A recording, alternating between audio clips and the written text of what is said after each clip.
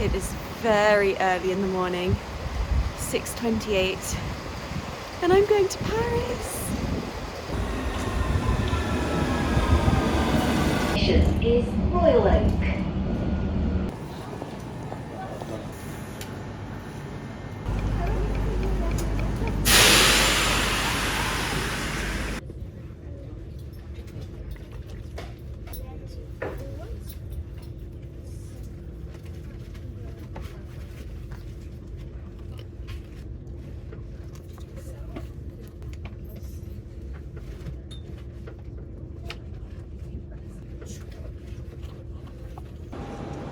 Welcome to Paris! I made it!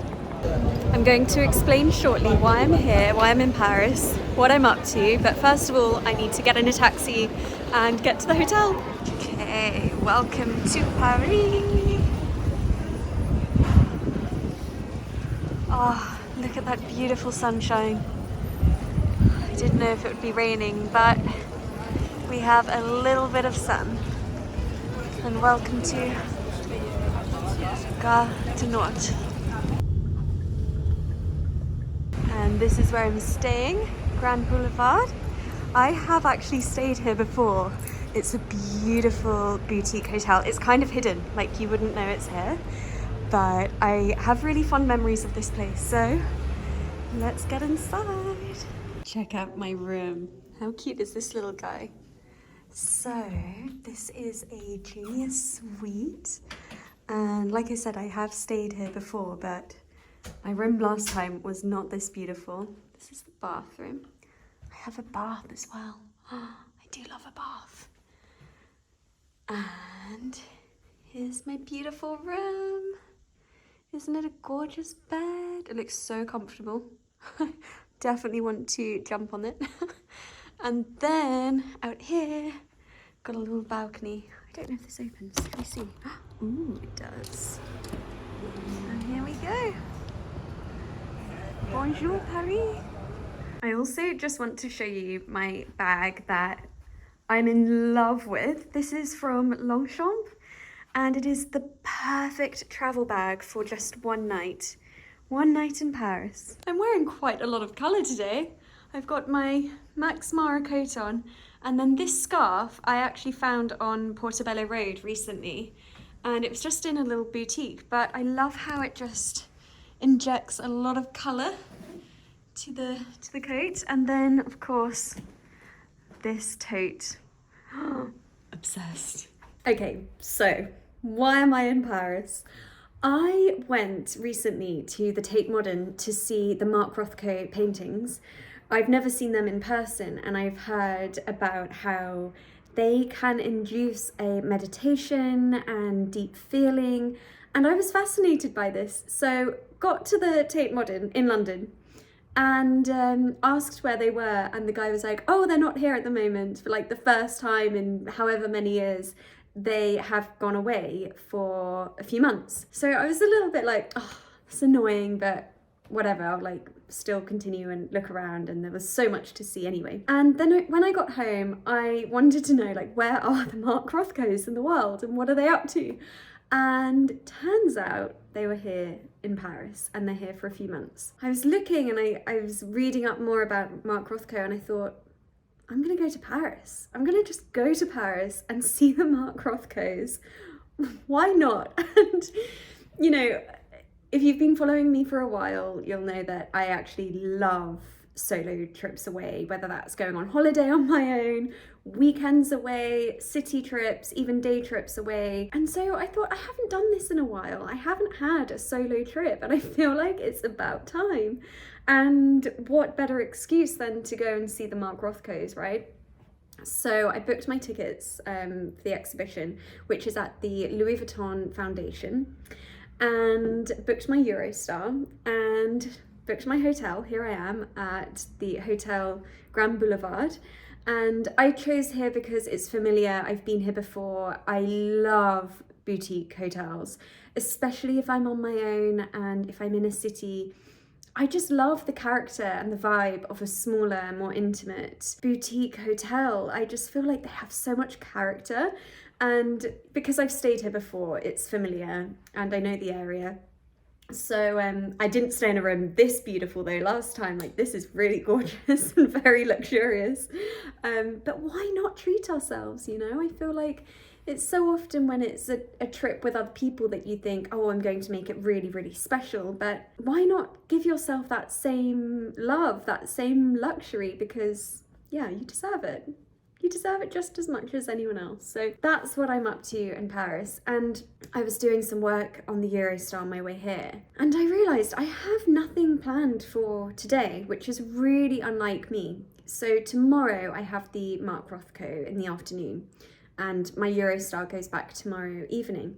I have booked a beautiful wine bar for tonight, which, I will be honest, I'm feeling nervous isn't the right word, but maybe like a little bit wary or apprehensive about like going to a wine bar on my own. Like, I love spending time on my own. I'm constantly eating out on my own. I work on my own. I'm very used to my own company, and I actually love my own company.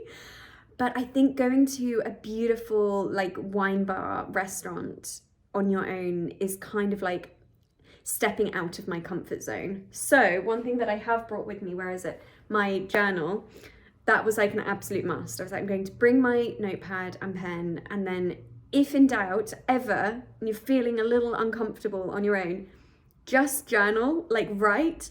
And not only does it like make me feel like busy and preoccupied, it's actually a beautiful practice in itself to be like documenting these moments. Like, I'm in Paris, this is what's coming up for me, this is how I'm feeling, this is what I'm observing, and like great for memories, but also to just put pen to paper. I find it's such a special practice to have that anyone can do at any time, anywhere. So I brought my journal with me as like backup if I'm feeling uncomfortable sat at the bar in a wine bar, not knowing like what to do with myself. I'll just journal rather than like being on my phone, because I don't like that. I think even if I'm on my own in a place, it's still important to be present. And even though a journal is similar, I suppose, you're kind of in your own world, it's still like you're immersed in the experience, you know, of being there, rather than, I feel like a phone sucks you into whatever it is that it's projecting, right? So you kind of get sucked into the world of videos and Instagram and emails and stuff, whereas journaling, you create. It's a real creative process. You're putting your pen to your paper and you get to decide what you're doing in that moment. So and I also feel like it's a bit more, you're more present generally. So that's why I'm here in Paris. But yeah, it's not like me for the whole day to not have plans. I'm such a planner. I'll be like looking up the best cafes, the best restaurants, where to go, what to eat, the museums to go to, the art galleries to go to, which I have done tomorrow. But for today, I'm just like, I'm just gonna stroll. I'm just gonna enjoy Paris. They were brilliant actually when I just checked in here. They have made some restaurant recommendations and places to go and explore. But yeah, generally I'm just super relaxed. I'm just gonna stroll, see where I end up. I do want to find a croissant or pain au chocolat or something because I'm really hungry. But on my way to finding a place for lunch, I'm going to stop off at a boulangerie and we'll see. Yeah, I love this kind of laid back approach to like, just gonna go to Paris and I don't know where I'm gonna go or what I'm gonna do, but I'll figure it out when I get there. Now that I'm here, I'm kind of wishing that I had booked longer, because I'm like, oh, one night, it's just not enough. But this is, you know, partly why I'm just loving being back in London as well. It's how you can just travel by train to a completely different city in a different country. It was so easy. It was an early start, but worth it, you know. I just go to King's Cross, hop on the Eurostar, did some work that I really needed to do. So yeah, super, super easy. I love being back in Europe. It's great. Welcome to the hotel. Oh, I feel like I was only here yesterday. It's funny how things just immediately come back. That's the restaurant there. Beautiful. I was told to look out for this place and I have found it. Le Claire de Genie Cafe. Right, let's get a croissant. Wow. these look beautiful. They're like a piece of artwork.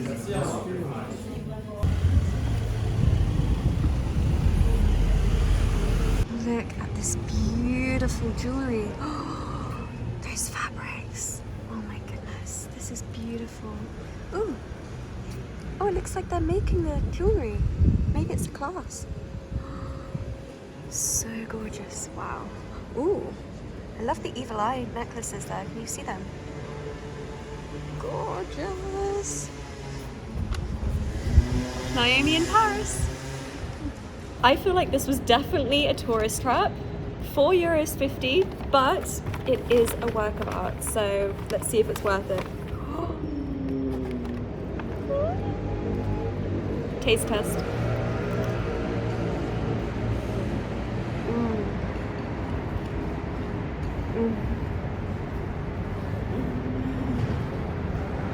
Wow.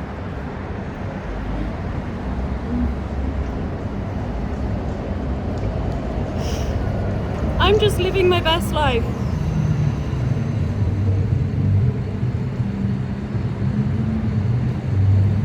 Happy, very happy. Oh, gone on a little detour. Oh, Paris really takes my breath away. Like, oh, I feel like it doesn't matter how many times you visit Paris, you never get used to it. So beautiful. I like Niomi in Paris. I have the silliest grin on my face the whole time. I'm just like, I'm excited. I feel like this trip is really about dating yourself. Like, why do we wait for other people to take us out and treat us and take us away? Romance yourself. Take yourself out to your favorite restaurant. Take yourself to your favorite city.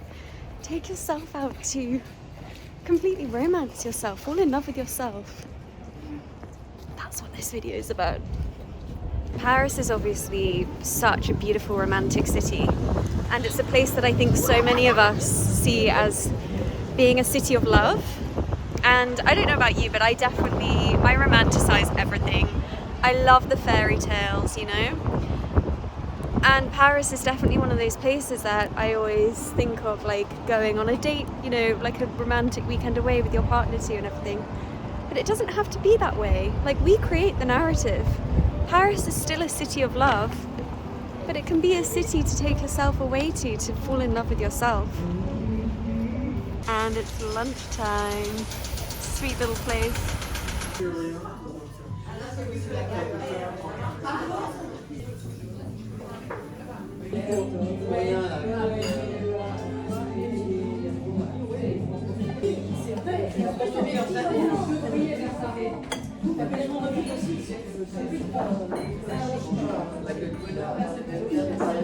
Okay, wow, lunch over here.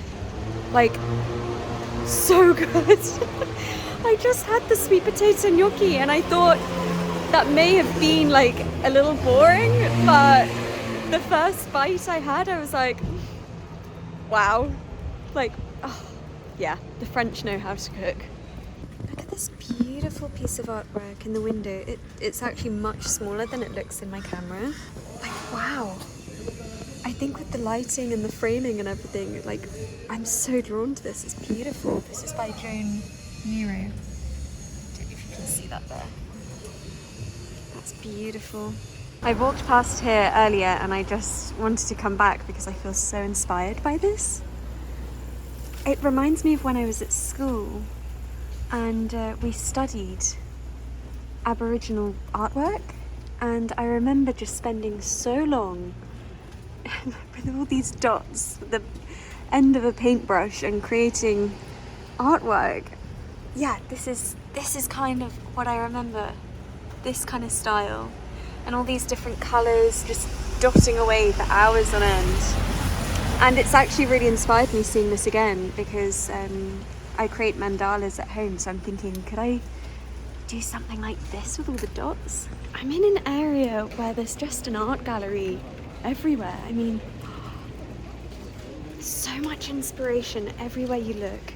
And yeah, with my mandalas that I draw and paint now as well at home, I'm feeling like that dotting technique could work quite well. I think I'd use like the back of a paintbrush and dip it in paint, and then you could make these beautiful mandala patterns. I think I'm going to give it a go. Oh, I just love this artwork everywhere I'm looking. Oh, I love being here. Wow, I have just spotted this. Oh, that is like a remembrance almost of like ancestors dancing in the forest. Oh, that, yeah. Whew. I love that. My granddad was an artist, and this has reminded me of some of his works. He loved abstract paintings, colours, patterns like this. And I spotted this from across the street, and yeah, it made me think of my granddad. Maybe he's here in spirit, and that was his way of saying hi. I'm just here, like, looking in all of the windows of all the different art galleries. And I was thinking, what other galleries or exhibitions or museums do I want to go to? Obviously, I'm seeing the Mark Rothkos tomorrow. But actually, I think this is all part of it, to spend an afternoon just strolling around, looking in the different windows of galleries, and there's just artwork everywhere. Also, I'm going to turn around now and you'll see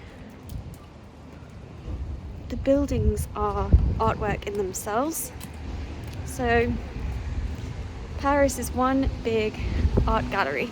Also, it is pouring with rain and I don't have an umbrella, but I am as happy as can be, just strolling around in the rain. Doesn't matter. It's not too busy as well. Maybe it's a good thing to come to Paris when it rains. There's something quite poetic about it as well.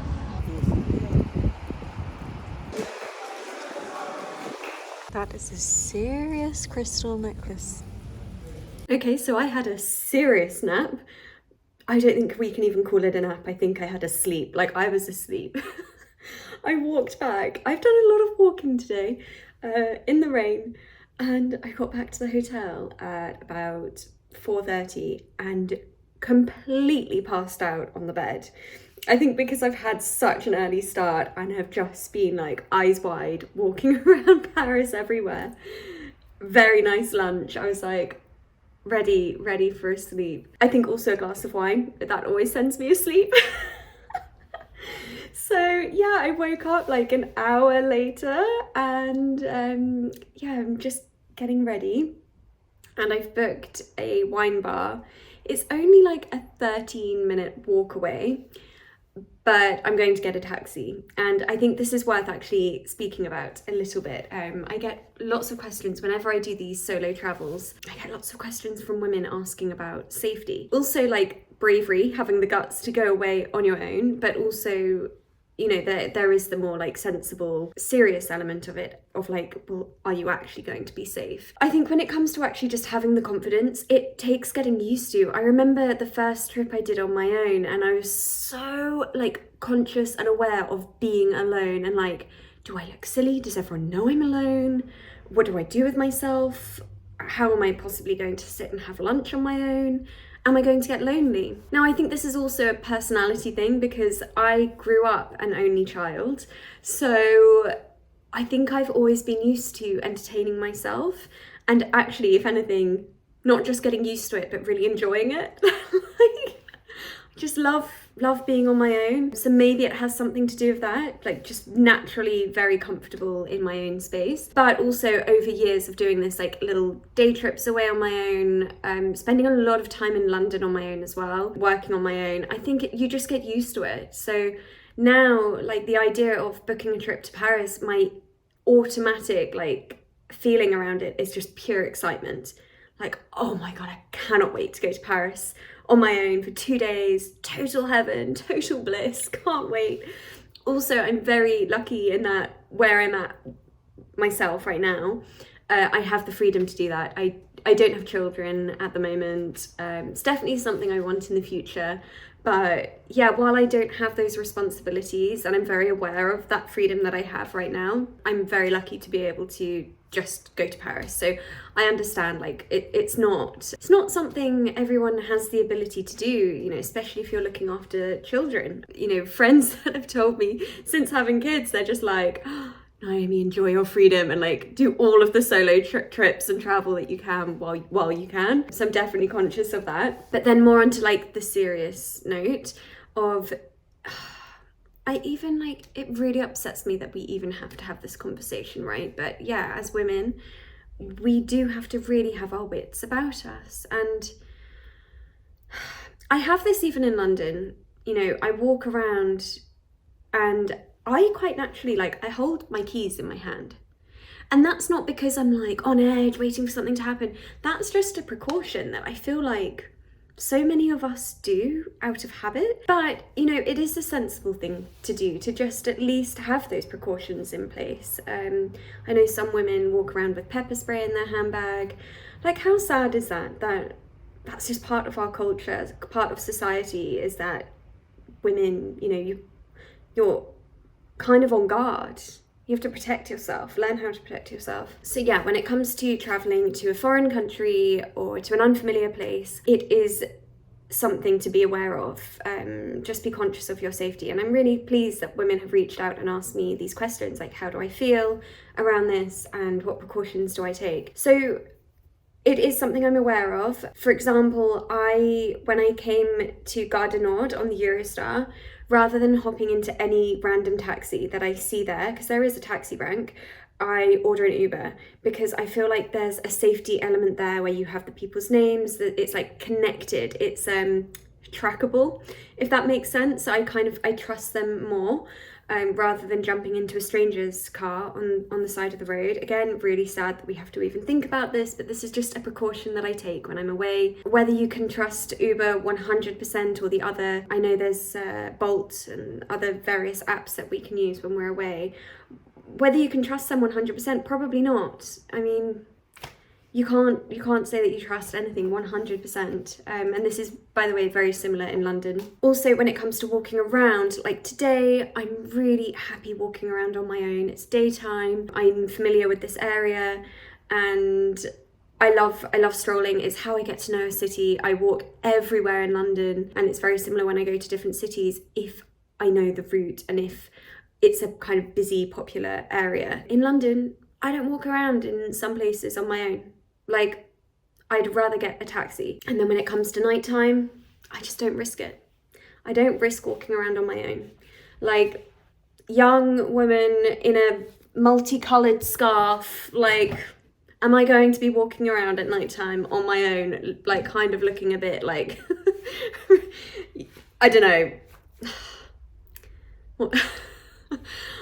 I'm just not going to risk it. And I do this in London, by the way. If I'm going to an event in the evenings, if I'm meeting my friends for dinner, if I'm going down to even like a wine bar in an area I like, I always jump in an Uber. Because like anywhere, there are areas that aren't as safe as others. If I'm like walking around Piccadilly, that's totally fine. Like Piccadilly, Regent Square, Soho, like there are crowds on the road. I feel safe. I feel really safe. But I mean more like if I'm going home down residential roads, it's more that little like segment of the journey that I don't feel safe walking around on my own. And that's the same, by the way, when I'm in a city like Paris. So even though I know my wine bar that I'm going to this evening is only a 13-minute walk, I'm not familiar with the route, and I might be going down quiet alleys, and I'd rather just jump in a 5-minute taxi. Like, it's no hassle, and it doesn't cost much at all. I think Bolt here is the most affordable option. I'm just using Uber because it's the one that's like downloaded on my phone. I think I deleted Bolt after I was in Lisbon, but it was brilliant. Really like fast, efficient, much cheaper than Uber. And then the other thing is, when I travel on my own, I more often than not go to a hotel that I'm familiar with, that I've already stayed in before. Like here, for example, I've been here before. I remember walking around these roads. I know it's a great location. Even just like walking into reception and that familiarity, it's like, it's more comforting than arriving into a city on your own and you're going to a completely new place. I think that's a little more nerve-wracking. But having said that, you might want to go to Paris for the first time on your own. You've never been to Paris before, so of course it's like impossible. So I would say look up online, Google reviews, trust like content creators like myself that you trust, you know, people that you followed for a long time. If they do solo traveling, look at the hotels that they stay in, and you know almost that they've done it before you. They've been your guinea pig, that you can like, yeah, you know that you trust them and that they felt safe. I feel really safe here. I can link everything in the description box. This is Hotel Grand Boulevard, and as you saw today, I just walked everywhere from here, and it's like, it is a preference thing. I think when you get to know Paris, you get to know like the areas that you want to stay in. There are so many beautiful areas. There's also some areas that aren't so safe, like anywhere. So yeah, I thought it was maybe quite beneficial to just touch on like the safety of traveling alone, because it's not all like la la la, this is amazing. You do have to have your wits about you as well. The restaurant that I went to, you kind of get a vibe, like you get a vibe, you get a feeling. It's like maybe an energy thing where I just walked past and I saw like, it's beautiful, and you walk in and you feel the energy. I had such a warm welcome. I knew that I would be happy as can be, just sat in that little restaurant with my glass of wine and journaling away, and couldn't have felt safer and more comfortable, and didn't feel awkward at all. I don't know about tonight. Tonight's a little different. There's something about nighttime where the energy shifts. So I actually don't think I've ever done this before. I can't think of a time that I have been in a wine bar at nighttime on my own. So yeah, I am feeling a little like, ooh, not entirely comfortable, but also at the same time really excited. I'm in Paris and I found this beautiful little wine bar. I looked up the reviews online, and yeah, it looks nice. So we'll see. Going to just get some nice dinner, nice glass of wine, and nothing crazy. I'm still going to be having an early night, let's face it. Oh, I have also just remembered the final thing. My mum, before I came here, did insist that I share her on my Find My Phone app. I think every iPhone has this. I was a little apprehensive. I was like, I'm a 31-year-old woman. I don't need to share my location. But actually, when I thought about it, I'm like, just in case. It's just one of those like precautionary things. Also, it makes my mum feel more comfortable. She's not like messaging me every 5 minutes checking I'm still alive. So, so that's another little thing. You could do this with a friend even.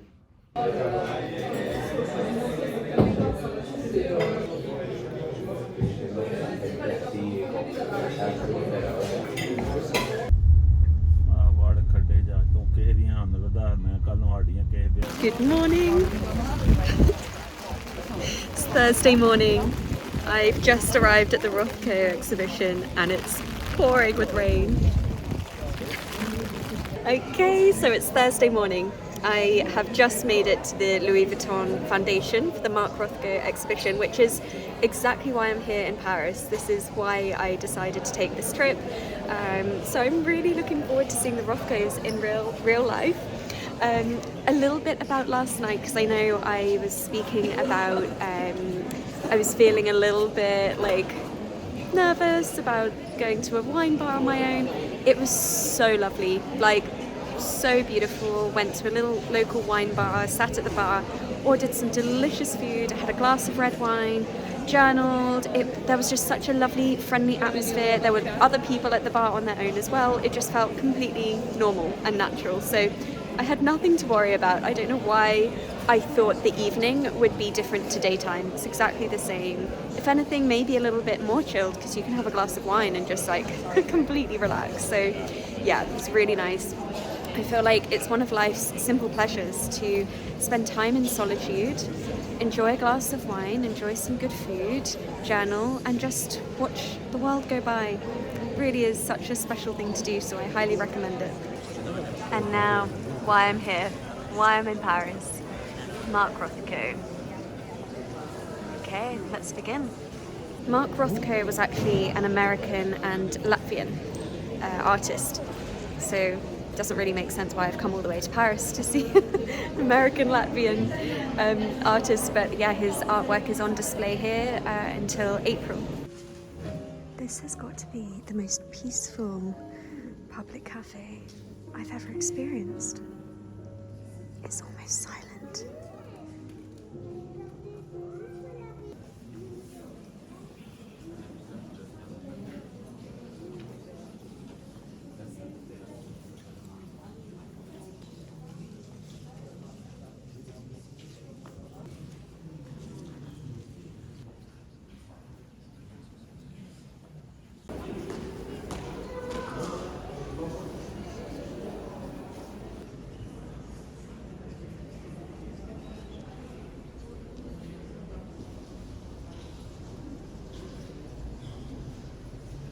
Okay, I get the Mark Rothkos.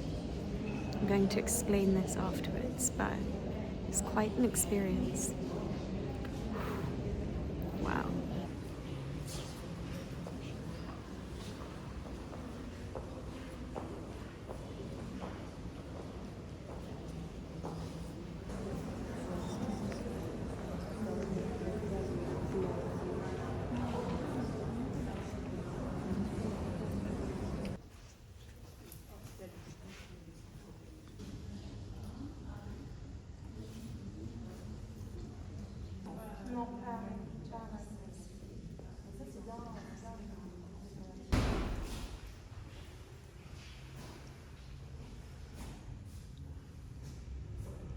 That's the Louis Vuitton foundation.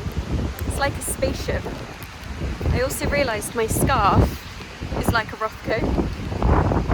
I didn't plan that.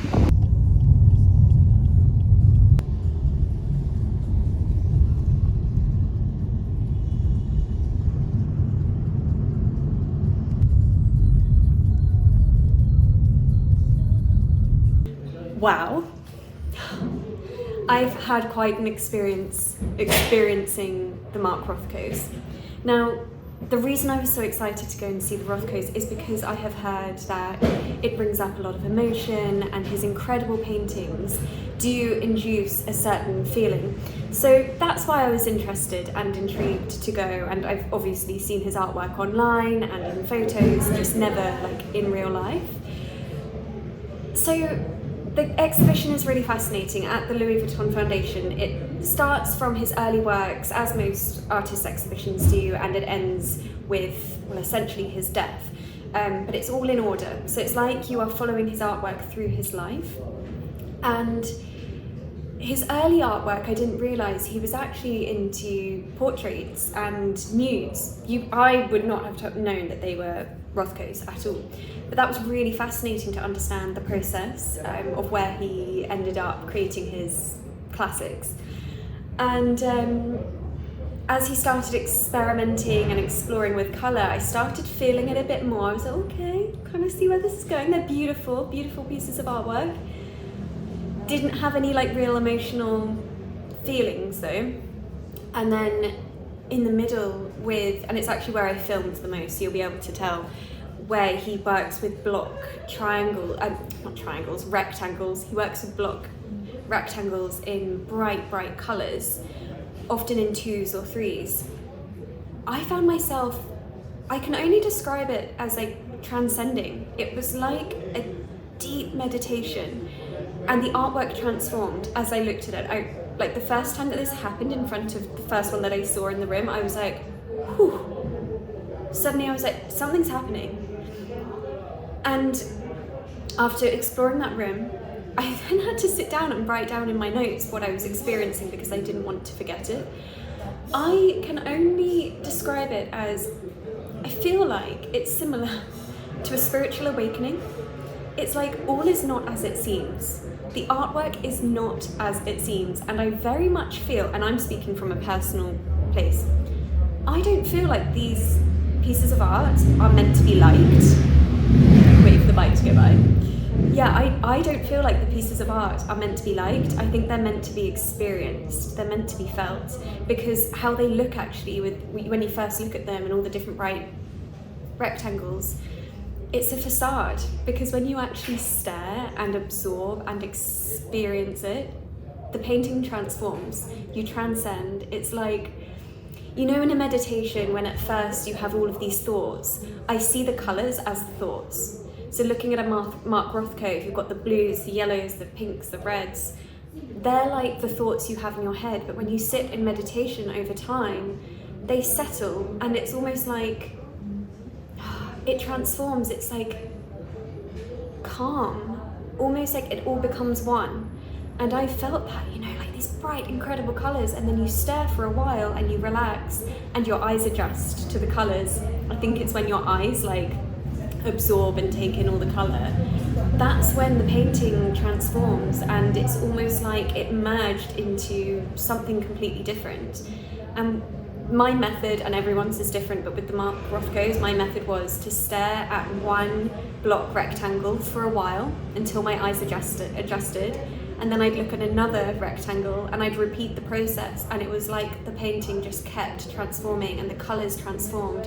It was like black became white and white became black, and then it would all merge, and I just kept feeling like this is a spiritual awakening. Like, is the message here to wake up? Is he spreading, or was he spreading a message to the people to wake up? It feels like a political standpoint in that it's a facade, politics, like all of it.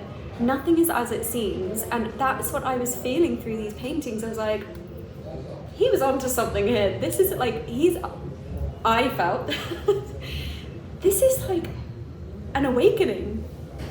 Absolutely fascinating. Didn't see that coming. Thought, if most, I'd probably have a few tears or something, or like feel different emotions, but no, it wasn't like that at all. It was really like, I don't know, it got me thinking a lot, and they're beautiful pieces of work. I've taken like photos of them. Amazingly, you could take photos and videos in there, which I'm used to. You're not normally able to do that, but I took a photo of my favourite one, and it's already the wallpaper on my phone because I don't want to forget it. This particular one with the block red in the middle, and that was the first one where I was like, whoa, I'm experiencing this now. Filming. Nice system. Yeah. Good system, yeah. Enjoy, lady. Got a nice lunch here. It's actually 4:30 already. I've got my wine. Baguette. I think it's a crime that in London they charge you for this.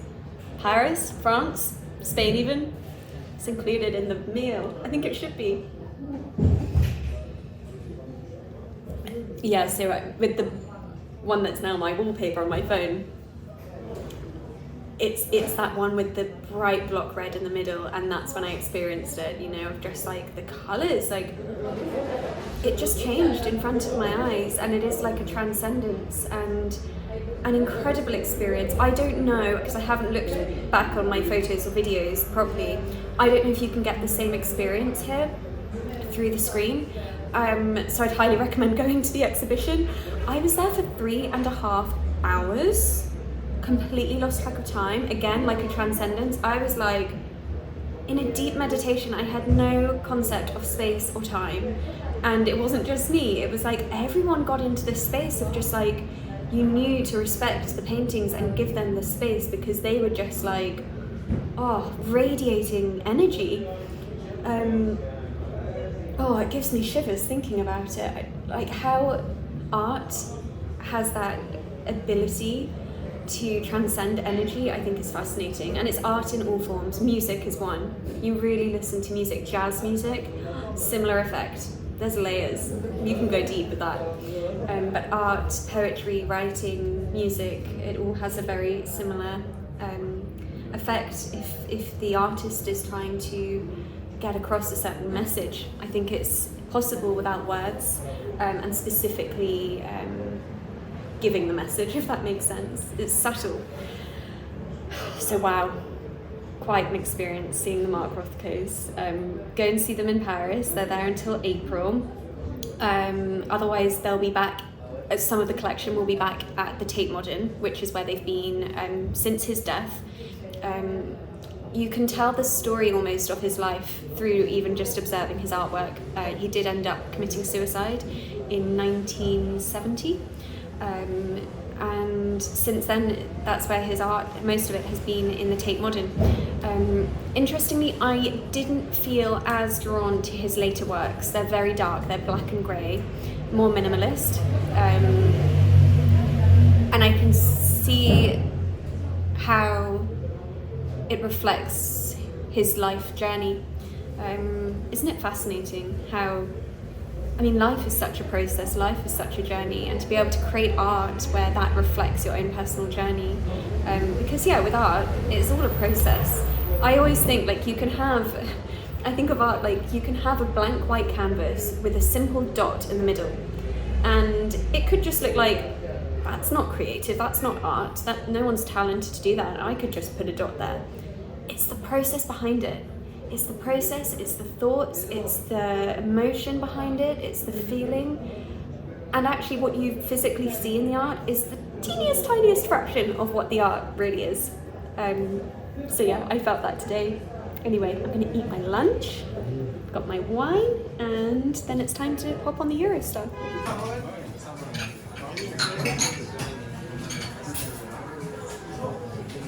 Okay, so I don't know if I filmed it, but I definitely put a photo up on my stories yesterday.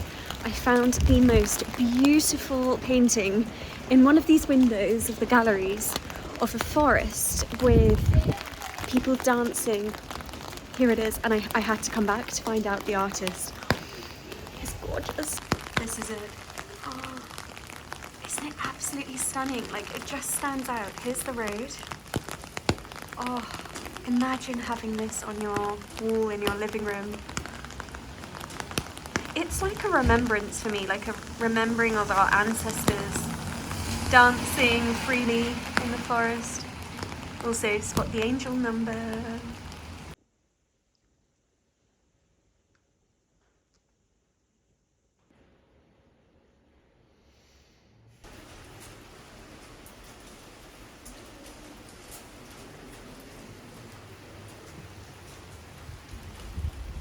Just walked through the door back at home in London. It's amazing how easy it is to just hop on the Eurostar. Just get on the train, couple of hours, and yeah, back home. Highly, highly recommend. I think this video is all about showing and maybe proving that you don't need to wait for an opportunity for someone or even something to go away on a weekend or a night away. I am so happy and grateful that I did this. So lovely, and any kind of anxieties that I may have had about spending that evening on my own, I was like, just prove to myself, like, it's so lovely to be able to do that. Such a privilege. And yeah, I just think even if it's just, it doesn't need to be going away. It could be an exhibition or something that you've been meaning to do for a while, and maybe you've just felt like, oh, no one wants to go with me, or do I need to wait for a partner to do that? Don't wait. Do it on your own. You'll probably enjoy it even more on your own because you're not restricted to anyone else's timeline. It's just purely you, your time, and however you want to spend it. So yeah, I hope you've enjoyed this video. I have absolutely loved the last couple of days, and even though I've been on my own, obviously, I think in a way me filming it and sharing it feels like I shared the experience with you. So yeah, thank you for watching, thank you for coming along on the journey with me, and sending so much love. Mwah.